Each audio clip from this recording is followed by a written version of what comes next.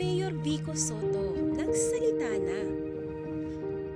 Lakas loob at taas noong hinarap ni Mayor Vico Soto ang mga diskaya sa harap ng maraming mambabatas. Hindi lingid sa lahat na ang mga diskaya ang naging katunggali ni Mayor Vico Soto noong nakaraang eleksyon.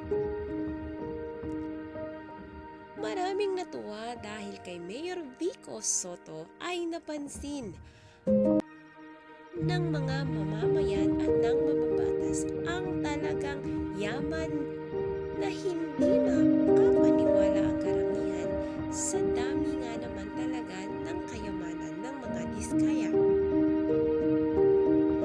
Dahil kay Mayor Vico Soto ay naging maingay ang pangalan ng mga diskaya. At maraming natuwa dito dahil sa maraming katanungan na kung bakit nga ba ang ating bansa ay kaliwat kanang binabaha.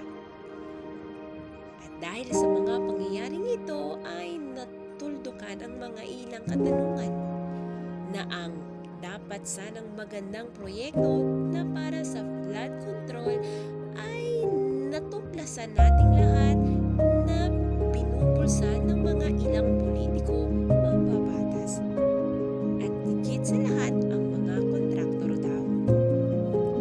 Hanggang ngayon ay nililitis, hinahanapan ng mga pruweba ang bawat isang sangkot dito para naman kailangan namang pagbayaran nila ang ginawa nilang kawalang hiyaan sa ating bansa.